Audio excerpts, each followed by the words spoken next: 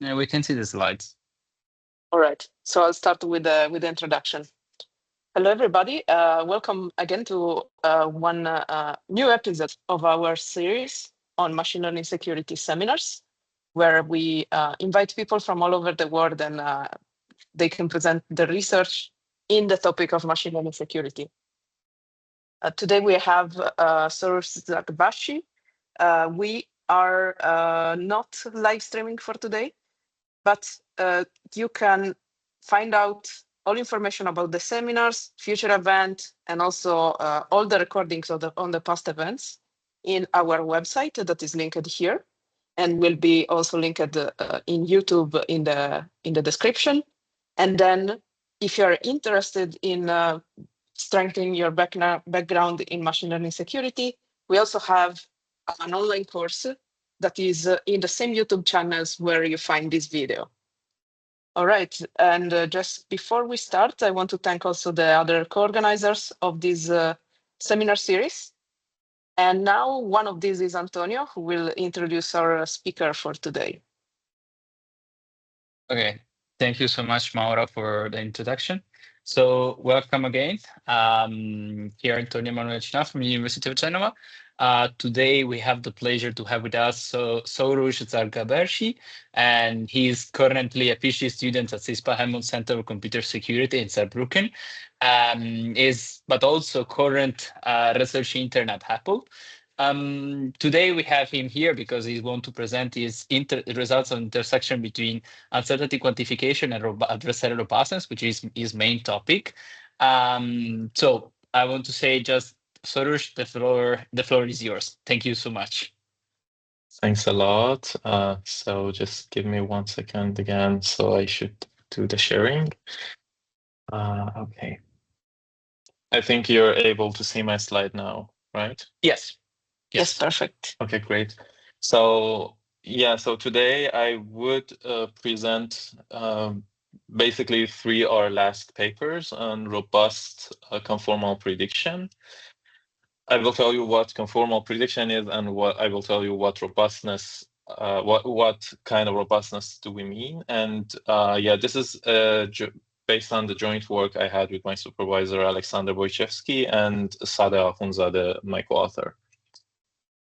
So first of all, we know that to quantify the model's uncertainty, softmax is not a reliable source. And by not reliable, what do we mean? Assume that you have like a group of data points that they are classified with the confidence of between 70 to 80%. So on average, 75%, right? So call this group the 75% group. So how much accuracy do you expect the model to have on this group? Again, equal to the confidence that it has, 75%. But when you plot this kind of grouping and the accuracies, you can see that, for example, for a group of 75%, it has roughly around 35% accuracy, which means that the model is overconfident. So it might say I'm confident with 75%, but in 45% of the case, in 65% of the cases, it is wrong. So basically, this means that our recent models, as we get more and more complicated, they also become more and more overconfident, or like to be more correct, I can say that their confidence is not calibrated, right? So one way to deal with this is through conformal prediction. What it does, instead of just predicting the first label, predicting the top label, we predict a set of labels. So for example, we see this image, we say it's either an airplane or a car, but we have also a guarantee that in 90% of the cases, or basically any user specified percentage of the cases, the true answer is within the set. So this seems to be good, but same as the model's classification result, this is also sensitive to noise. And you have seen probably this panda image. So you can have an exact replica of an image plus some small noise. Like, for example, you can see that the noise is like of a magnitude of 0.007. And so two images are perceptually the same. They don't look different to human eye, but the model would misclassify the second image. The same thing happens for conformal prediction as well. But since I said that there is a set of labels, then what we see is that you have the airplane and you cover it, for example, but the moment that you add this noise to it, you don't cover it anymore. And then the 1 minus alpha equals to 90 for our case coverage guarantee would break because many of these samples in presence of noise would not be covered. And so clearly the robust conformal prediction objective is to have the same guarantee, extend the same guarantee to any noisy input around the clean input up to some threat model. And by threat model, I mean that if you add noise up to this magnitude, like for example, 0.25, then still you have the 90% coverage guarantee. So in short, what we offer is basically the same coverage extended to the threat model. So it means that if the clean image is basically covered, the clean image plus the noise, which means the perturbed image, would be also covered. And just to have a comparison, you can see like the red line. The red line is decaying drastically from 90% to 0 for a small magnitude of noise, while our robust conformal prediction would maintain its guarantee above 90%, which is the guarantee that we want. All right, and what we need at the same time is to have small set sizes. So for sure, when we account for noise, we would increase the size of the sets. But as you increase the size of the sets, then it becomes less useful, and you want to keep the sets small. And our method basically has a good robustness radius up to which still the efficiency is somehow preserved. And yes, so what I'm going to say, our last two methods are basically adaptable to any randomized smoothing certificate. So you can use even the L1, the randomized certificate on top of it, and it would be like easy to use. And we just need binary certificates. We just need binary robustness certificates, which I would tell you how it works. Yes, and interestingly, our first work would be just to make the sets more efficient, which means that we want to make the sets small.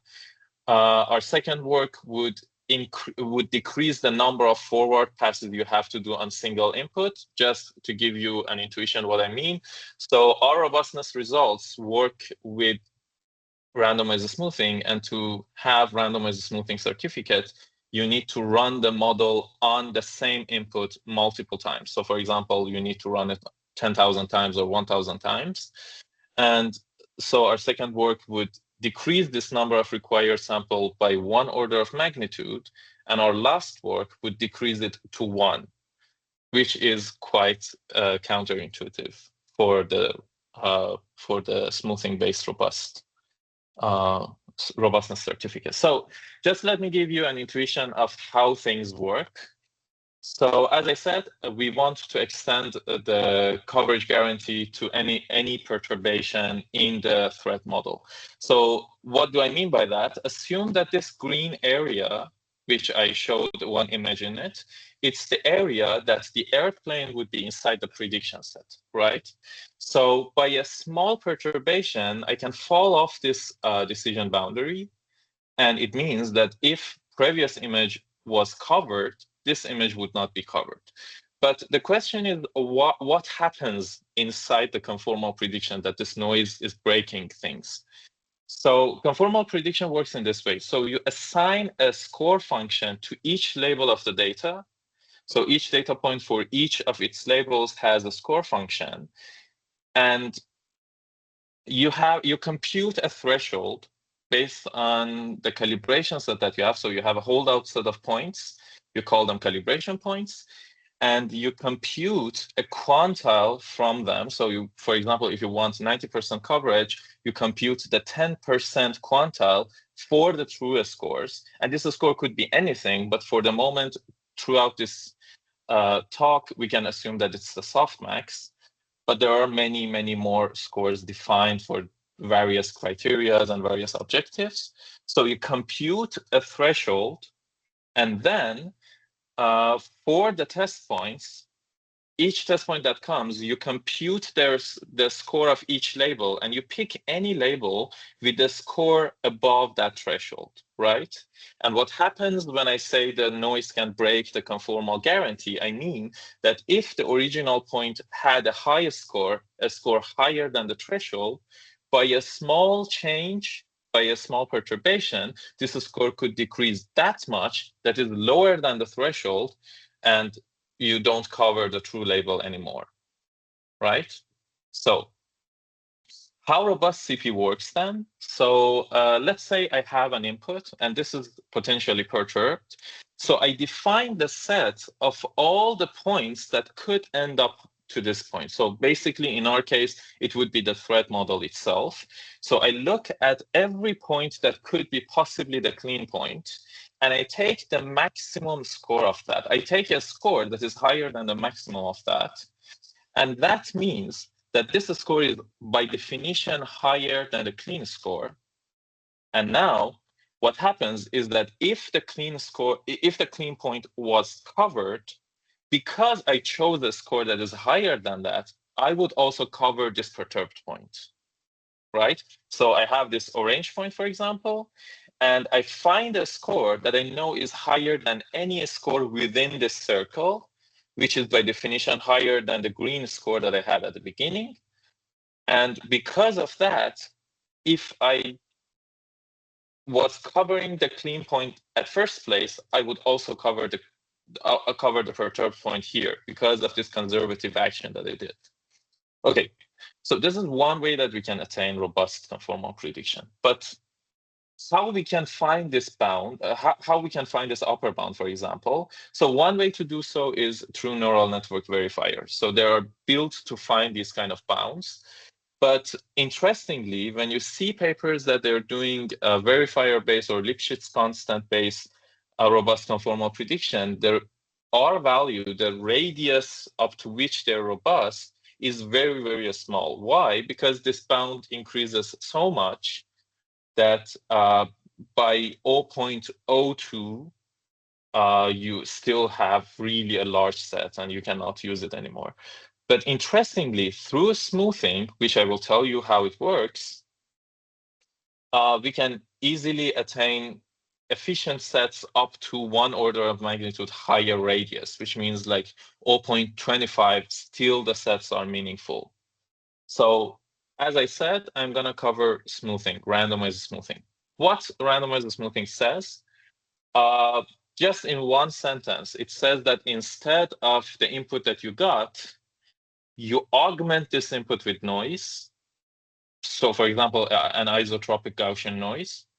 And now do the inference with the model. So you have a distribution of outputs. So for example, assume that I have an image. I want to do image classification. So this image that I have is potentially perturbed or clean, it doesn't matter. So I add isotropic Gaussian noise to it. So I have like a distribution of inputs around this input. And if I do inference for each of these points, I have a score function. I have a softmax, right? And now it says that look at the distribution of softmax itself. Okay? So this distribution of softmax has an interesting property. What is that property? So if you start moving the input toward any direction, because that moved point still has a lot of noisy augmented inputs in common with the first point, these two distributions are quite close together. I repeat, so because the distribution of noisy inputs around my clean input is quite close, is quite common with the distribution of noisy points around the perturbed point. So there are many overlaps between these two distributions. the distribution of score would also change slowly. And I can use it for conformal prediction because I want to bound this score. So if I know that these two distributions are moving slowly, I can use it to find a lower or upper bound, right? And so now, as jumping back to the conformal prediction itself, so I want one score function. I want a single score. And basically, I can use any statistics from this distribution. Because the distribution moves slowly, also the statistics regarding to that happen to move slowly as well. So for example, instead of the distribution, I take the mean of this distribution as my score function, right? So for example, previously I had a softmax that was drastically going down by a small perturbation, but now a smooth softmax, which means the softmax over noise augmented inputs, this thing would change slowly. So the average softmax would change slowly. And as you can see, if I move my point further and further, the score, of course, decreases, but it decreases in a bounded way. So basically, as you get far, you can quantify how much it would get lower or higher, right? Up to this point, is there any questions that I should answer? Because I don't see you, so Antonio, if you can maybe. Yeah. Up to now, there are not hands raised. So, but typically we do that at the end. So. Okay, great. Okay. I think up to now it's fine. Okay, great. Thank you. All right. So far, as I said, these distributions are moving slowly, but just keep in mind that these quantities, like the expectation of the score, these quantities are unknown. So basically, to find them, to compute them, I need to run many Monte Carlo samples. So I do this noise augmentation, I do the prediction, I take the softmax, and now by running this forward loop more and more, I have more smooth softmaxes of the same input, so I can compute this mean more and more concentrated in a concentrated way. So basically, I cannot compute the exact mean in many cases. I need to run Monte Carlo sampling to estimate it. And this estimation is, of course, probabilistic. And as more samples as you have, your lower bound and upper bound on this mean itself would be tighter and tighter. So there should be a Monte Carlo and a sampling correction involved. And that is important, but I would get to it later, right? So let's dive into how the smoothing certificates work. So this is the quantity I want to maximize, for example. So as I said, I received some input, and now I want to look at its surroundings and find what is the maximum possible score. So this S is my model. It would be the softmax function of my model. This X tilde is any point around me, which I'm maximizing over. This plus epsilon is adding the isotropic Gaussian noise, and Y is the label. So basically, I'm trying to maximize this thing around me. So I'm searching for the maximum of it. And my model could be anything. So basically, if I want to find this, yes, verifiers do that, but it's a hard thing to do because I can have any model. I can have a vision transformer. I can have a ResNet model. So basically, computing this thing is not easy. And that is why smoothing can help, because I can add an upper bound to that, which basically says that not only search for any point in this neighborhood, also you're allowed to use any classifier. So instead of searching for the point, search for the point and any classifier. So basically then you can just look at the input and start putting zeros and ones everywhere. But now you might say that this degree of freedom is too much, that I can actually return the trivial answer of 1, because I can point every point to 1 and still it works. So I would say that, yes, this is the case, but I can basically take informations from my own classifier and force you to create the classifiers that those classifiers have a same statistic as my own. right? So I have, for example, a vision transformer. So you cannot imitate that vision transformer, and you cannot basically analyze what is inside it. So you cannot find a closed form for the maximum or minimum, or you can, but you can do it in a really not easy way. So you're free to choose any classifier you want, but your classifier around the given input should have the same mean. So basically, you're searching for any classifier that has the same mean as my vision transformer or anything else. And now you want to see on those set of classifiers with the same mean, what happens if I start moving from this point to anywhere inside this ball around the input? And by this ball, you can basically think of an L2 ball. So anything that is like up to some radius far from this point, right? So you have a set of candidate functions with the same mean. And now you find their minimum or maximum around this ball that you draw. And there would be some number, and you take the minimum of that. And this is an easy task to do. And this is basically the first paper on robust conformal prediction. They were using this mean bound. And in our first work, aside having like robustness certificates for poisoning and label poisoning and everything, we said that instead of using that, use a CDF bound. So the CDF bound says that I don't want the means to be equal. I want the CDFs to be equal. So just intuitively, this constraint is way harder than the mean. So there are more functions that have the same mean as my model, but few of them has the same CDF. And this means that the constraint is more limiting, which means that the bound that you find at the end is tighter, right?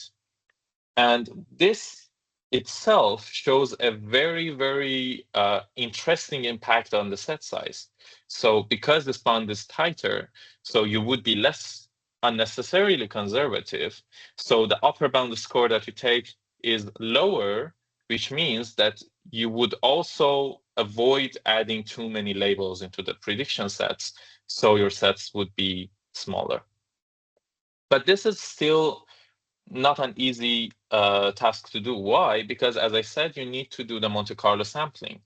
And since you're looking at a continuous variable here, you need to use either the Hafting bound or the Bernstein bound, or in case of CDF, there is this Dvoretsky, Kiefer, Wolfowitz.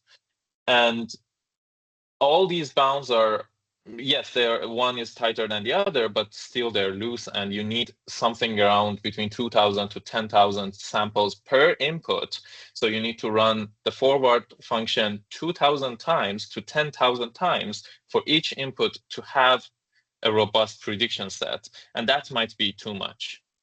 So in another try, we said that maybe instead of the mean of the scores, look at the quantile of the scores. So define a new score function that is, for example, the 90% or the 70% or the 50% quantile of the softmax distribution. So for example, take the 70% softmax distribution, that would be a number, and now run a conformal prediction on that.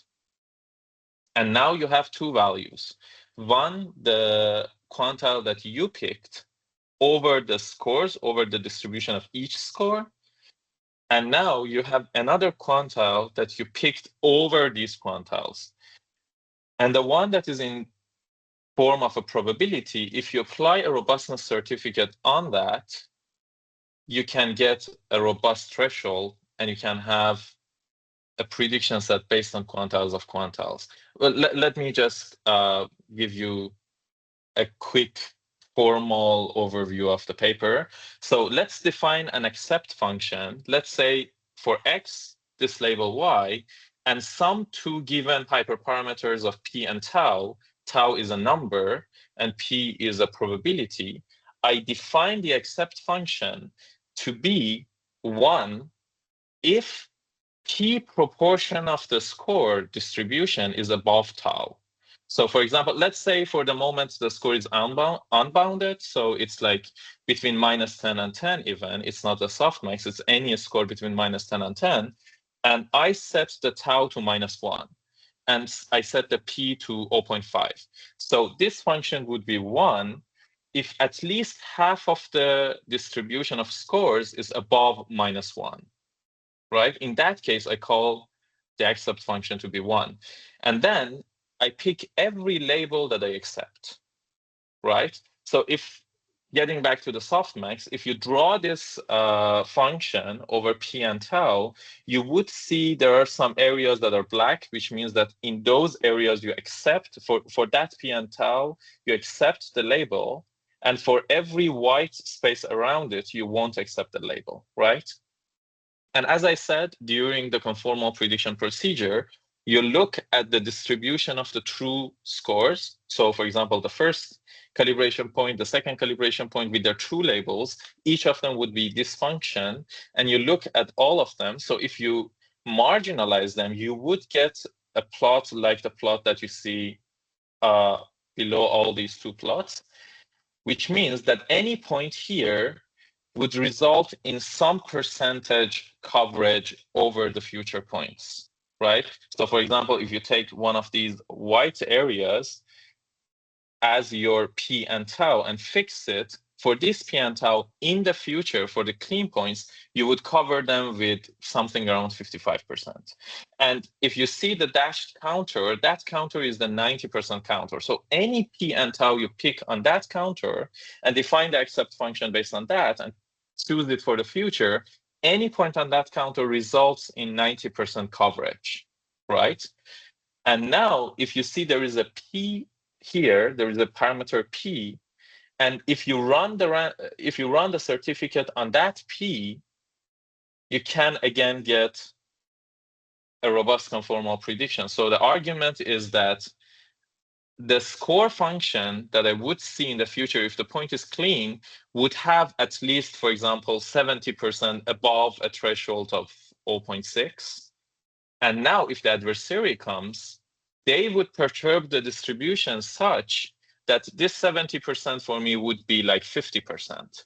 And then I just account for that 50%. And if I'm in the defense, if I activated the defense for the conformal prediction, instead of 70%, I have my threshold at the lower 50%. So I would accept more labels because I know that the adversary has played with the distribution such that at least 50% of the scores are above my threshold. So that way I account for the effect of the adversary over the distribution of scores. And by that, I have a robust conformal prediction. But interestingly, here, the object that you're trying to estimate, previously, if you remember, you were trying to estimate the mean of the score distribution.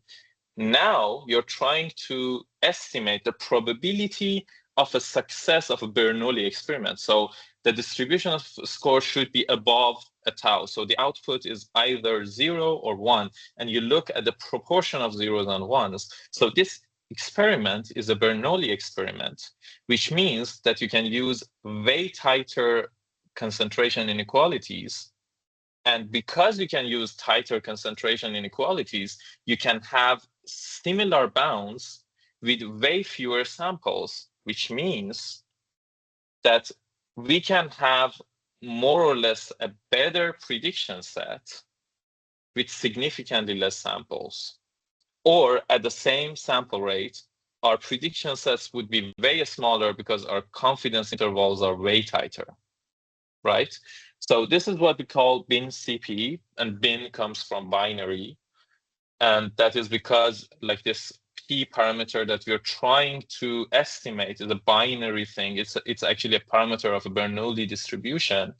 And that's why actually we can have a sample efficiency and we can have better set sizes for the same sample rate.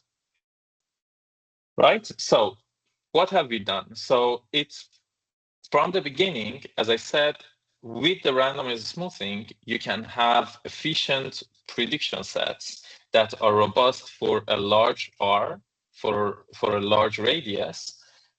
And by using the TDF instead of the mean, you can bound things even tighter. So it means that you have much more efficiency in terms of the set size. So you would have actually smaller prediction sets with the same robustness. And then I said that still you need to do many forward passes per input to have that numbers estimated and to have that robust prediction set. So through BinCP, we reduced the number of samples from something around 2000 to 150, which is too much. So can we do any better?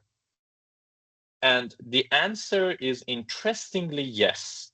So you can decrease the number of samples that you do to 1, and you can have, so if you ask me what is so far the best possible set size of the same robustness radius, I would say BinCP is still the best one in terms of the set size. But if you have enough compute power to do this forward pass for 70, 80, 150 runs, right? But if you don't have that compute power and you want to have basically the conformal prediction with the same computational complexity as a model inference, we have a solution based on randomized smoothing that works with only one sample, with only one noise augmented sample, and it works equivalently with BinCP up to 70 forwards, which means 70 times faster, roughly the same set size. Okay. Sorry. So yeah. So that, just getting back to the discussion that I had at the beginning of the talk, verifier-based robust CPs, the methods that are working based on Lipschitz continuity or verifiers, they are good because they work with a single sample, but they are not good because they work only for a small radius, right? But now, if we can do something with the same power of smoothing-based robust CP with single inference, basically it's like the best of both worlds. And how it works that we can do the same thing with one sample, the trick is, first of all, if you do noise augmentation and have this noise augmentation at the score function, the score function still preserves the exchangeability and your coverage guarantee still remains above 1 minus alpha. So if your model at the beginning of the forward procedure adds an isotropic noise to the input, it doesn't break the exchangeability and still your result is valid, right? Okay, so this means that this noise augmented input still preserves the conformal guarantee. And now your guarantee is a function of the data points, because this guarantee is a probabilistic guarantee, and this is a probabilistic guarantee over the distribution, over like the permutations in the distribution, and basically over the test points. But now it's over the test points and the random noise that you have, because if you add different noises to this input, it could be that in some noises it miscovers, in some noises it covers, but in total, over the data points and over the noise, you have 90% guarantee, right? And now, based on this illustration, you can see why still we can have like a guarantee even with a single sample. Let's say that my space of input around me is like this circle, this green circle, right? In some areas, it doesn't cover. In some areas, it covers. And let's say that with some probability beta around me, it covers. So basically, it means that through this noise augmentations, if I do this noise augmentation for millions of time, in beta proportion of them, I would cover the input. And in 1 minus beta proportion, I won't cover it, right? So when the adversary moves this point to another point, they basically move it to some place that has a different distribution. But as I said, the distribution doesn't change that much, right? Because of the smoothing thing and because of the high overlap between the perturbed point and the clean point. So at most, in the new location, the proportion of the points that would cover would decrease up to some beta tilde, right? And now again, if I do one sample in beta tilde proportion of the times, I still cover the actual input, right? I still cover the perturbed input. And this beta tilde is bounded the same way that the score and the quantiles were bounded. So we can apply the same robustness certificate. We can apply the same program, the same optimization program on the beta and get a new beta, right? But now, what is this beta? This beta is one instance over all the test points, right? And if you look at all these beta i's, so for the test point 1, for the test point 2, to the end, this is on average 1 minus alpha, right? And now the question is that can I use this certificate over the betas to tell something about the 1 minus alpha thing that is like the expectation of these betas? And the answer is yes. Why? Because we proved that the robustness certificates of this type are convex. So basically, because this robustness certificate is convex, I can use the robustness certificate on entity level, on the data point level, and deduct a robustness certificate on the coverage. So basically, we are now lower bounding the coverage probability, which is a function of the smoothing scheme and the threat model, right? But now what is the trick? So far, I just use a single sample and I didn't estimate anything. Why? Because this 1 minus alpha is known variable. So it's a known probability. I don't need to estimate it. It's just given 90%. And I should run the robustness certificate on this 90%. And how it works, so I know that if, for example, I tune my conformal prediction to 90%, after the perturbations come, this 90% would be decreased to some sort of 75% or 80%. So I reverse engineer it and find some 1 minus alpha prime that is higher than 1 minus alpha. But if you apply the certificate, you would get 1 minus alpha equals to 90. So basically, I tune to a higher coverage. When you apply the certificate on it, it would decrease to 1 minus alpha equal to 90. And then I have a robust conformal prediction of 90%. So the interesting thing is that it works roughly between 64 to 128 inferences. So if you run BinCP up to 64 to 128 forwards, still the prediction set size would be equal to our single sample setup. So we get quite the same efficiency in terms of the set size with a single inference. But from that point forward, with more samples, definitely you can beat it by BinCP. Okay, so basically it's like a best place in the trade-off between sample efficiency and like the set size efficiency.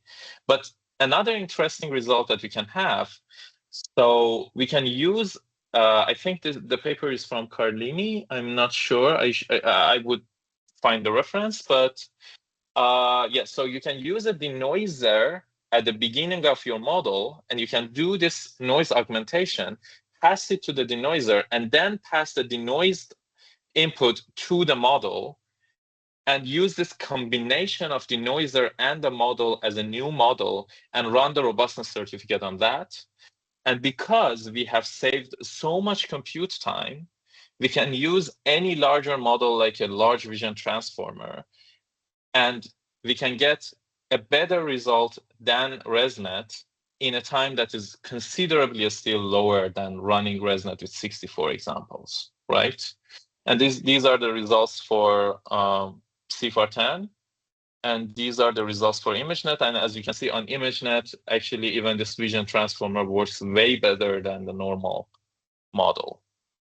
So I think even slightly earlier, I have finished the presentation. So let me put it there. If there is any other questions, I'm okay. Okay, so yeah. Thank you a lot, Soroush. By the way, yes, I think that Carlini is one of the author of the paper you were mentioning. It's Okay. so yeah, it's one of them.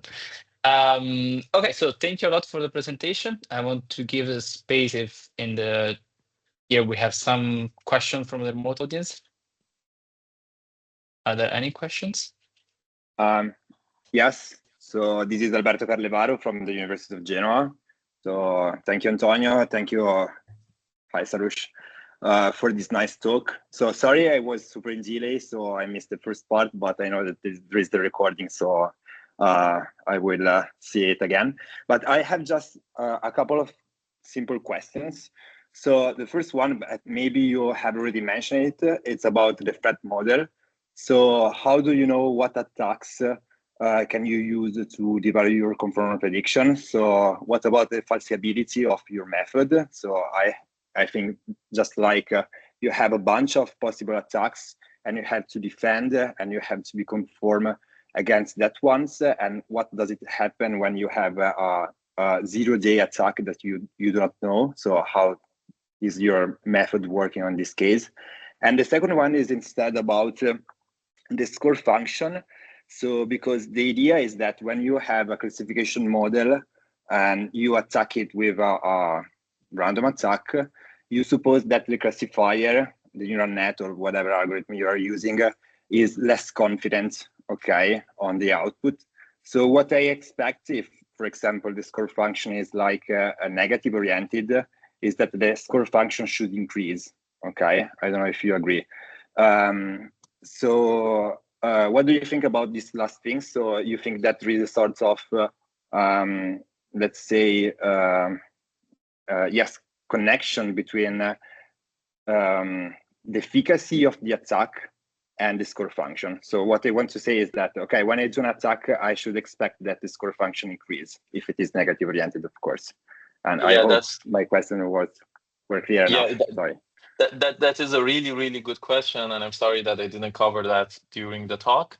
So one point is that basically using robustness certificates, the robustness that you're guaranteeing is over any attack up to some radius, right? So when you say you certify like the robustness over the classification or even over the conformal prediction guarantee, you're guaranteeing that for any sort of attack, basically, I mean, like any point in this radius of 0.25 or anything, for any point you have the guarantee and you have like, in the classifier, you have the same label, and here, if the clean point was covered, you would also cover any point in this area, right?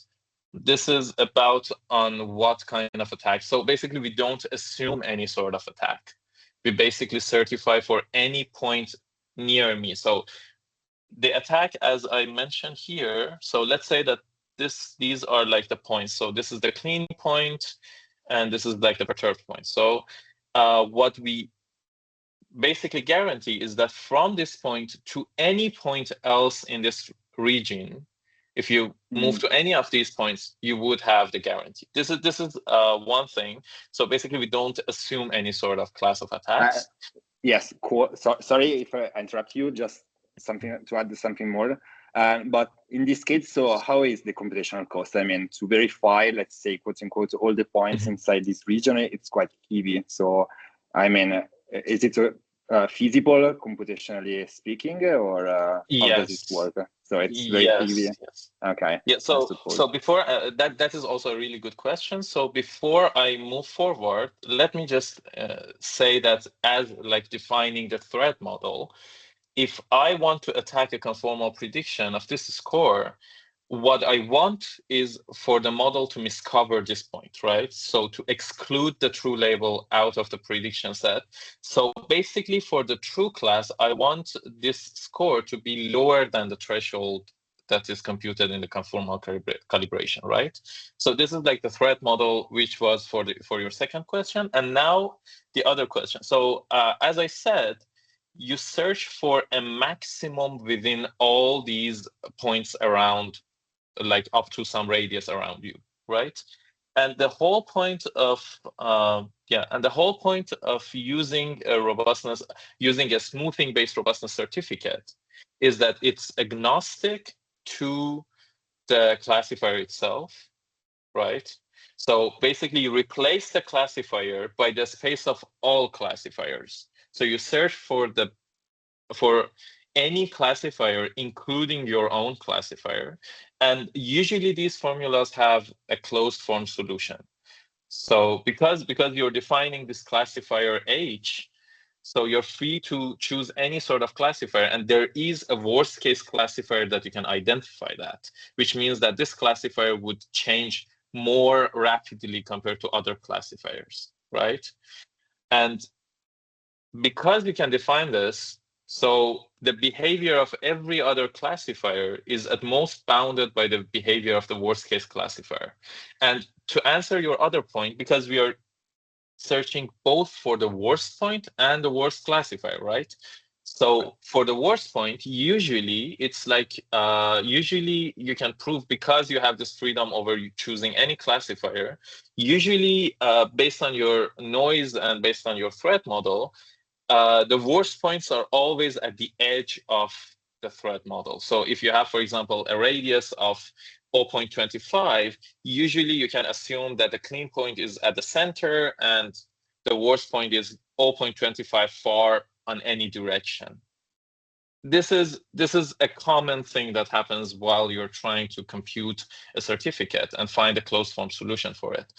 But there are also cases that you cannot assume that. Yes, so yeah, there are canonical points, because you can basically assume, since you have freedom over the classifier, you can basically assume that I don't have the image, but I have a white rectangle as the image, and my perturbations would be, I don't know, like all pixels darkened up to some radius, or like 1 pixel being darkened up to 0.25. So you can assume those kind of canonical points as representative of any image and any perturbed image, because you have that freedom over the classifier.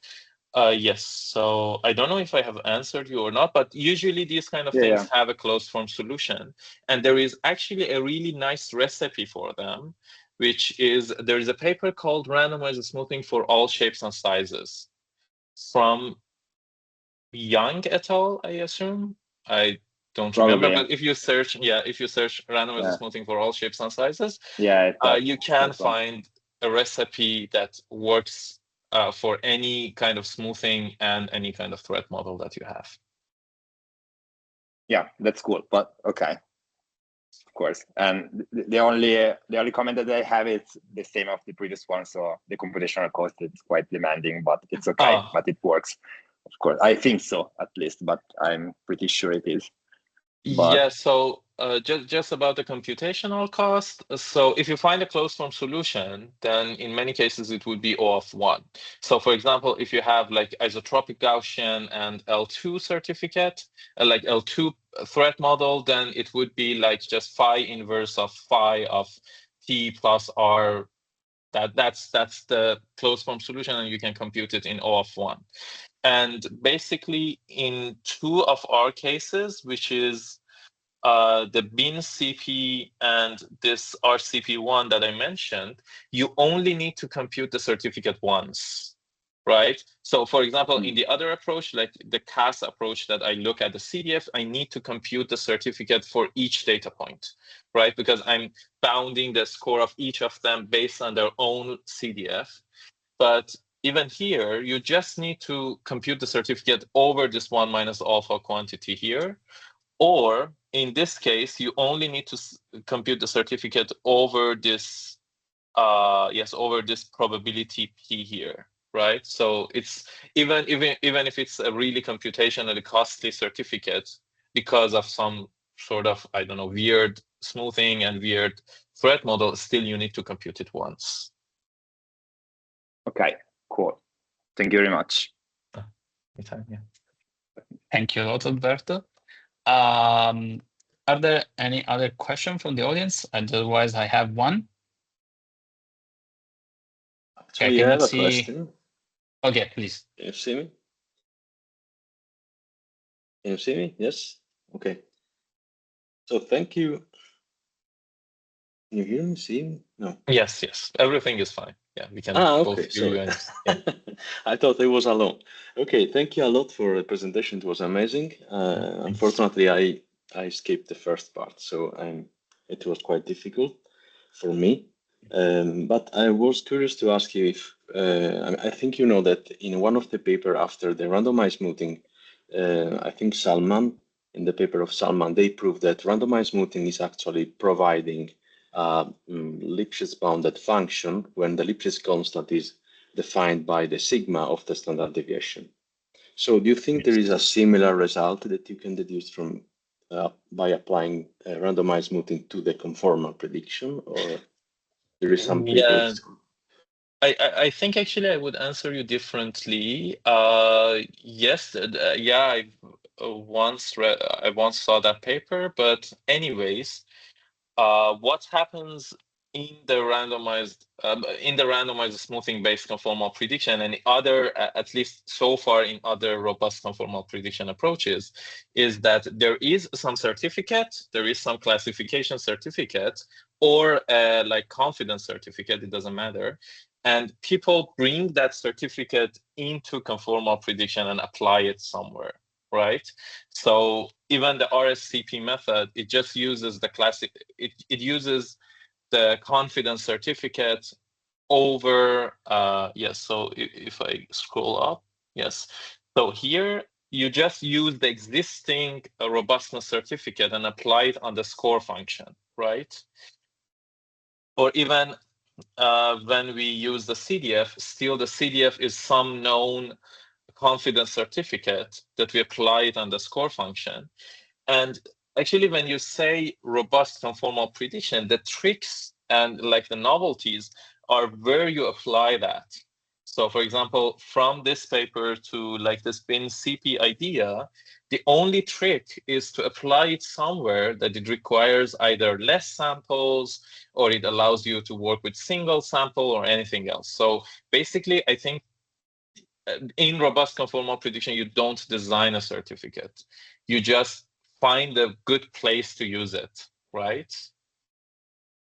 Like for example, in one case, we applied it on the score function. In here, we applied it on one entity in the set of quantile pairs. And in here, actually, we applied it on the coverage guarantee, basically, right?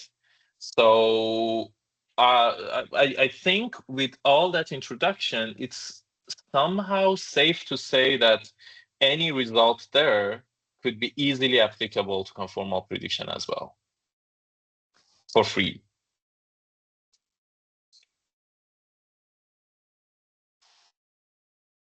Okay, thank you. I think that you answered my question, and I have a second one. I think in the last part of the talk, you talk about the paper that the name is certified with 3 exclamation dots, if I understood correctly. Yeah, certified. Yeah. Yeah. Okay. Yes. And yes. you said that that paper or that idea can be maybe applied to the conformal prediction or robust conformal prediction. But if I remember, in that case, one of the problem was the huge overhead that you have to the noise, actually, the input. And of course, the other one is the large amount of samples that you have to take from the Gaussian distribution. So in this case, why do you think you can reduce this overhead of this cost? Yeah. So actually, that was the I think like that was the beautiful part about like this RCP1 algorithm, because you can apply it even on BinCP. So the BinCP was the algorithm that was working with 200, 150 samples, random samples, right? You can apply it there as well. So it has a really high computational overhead, right? And basically applying it on BinCP would be computationally intensive, because like you have a really large vision transformer plus a really large denoiser combined, and you want to run it 150 times per input. And actually, the reason I brought it for the RCP1 is that it just works with a single sample. So you don't need to run the model on each input 150 times. You make this large model, you make this large composition, and for each input, you just pass it once. So we actually tried and compared on wall clock time a ResNet model and a combination of denoiser and a vision transformer model. And so the combination was roughly 9 times slower than the ResNet model, right? But because we reduce bin CP's overhead from 128 to 1, so it's quite safe to use 9 times more computational overhead, because still it's way better than 128 times, right? Yeah, sure. I think I understood. Yeah, clear. You only have the overhead of the denoiser, actually. Yes, the only thing that we need, the only overhead that we have is like one forward pass over everything, which would be roughly the same thing as, same thing as the model inference itself. I see. Okay, thank you a lot. Bye. Okay, thank you, Fabio. I think we have time for one last question. Is there anybody? Volunteer? Okay, so I do have one. Soroush, typically, to my experience, when using certified robust methods, especially the ones that I tried using, randomized smoothings, they typically come from some kind of drop of accuracy or kind of trade-off in the accuracy, in the final accuracy of the model. Did you experiment something similar, like making certified robust prediction sometimes imply kind of trade-off with respect to accuracy? My question is, is it making conformal prediction robust also have an impact trade-off on the accuracy? Did you experiment something similar? Yeah, actually, I would say the exact impact would be here as well, right? Because at the end of the day, you're looking at the confidences of the model, and basically you're defining the score function and the threshold, and everything you're defining is on top of the model itself. And you don't retrain the model for conformal prediction, but you only take an existing model and just run the conformal prediction on top of it.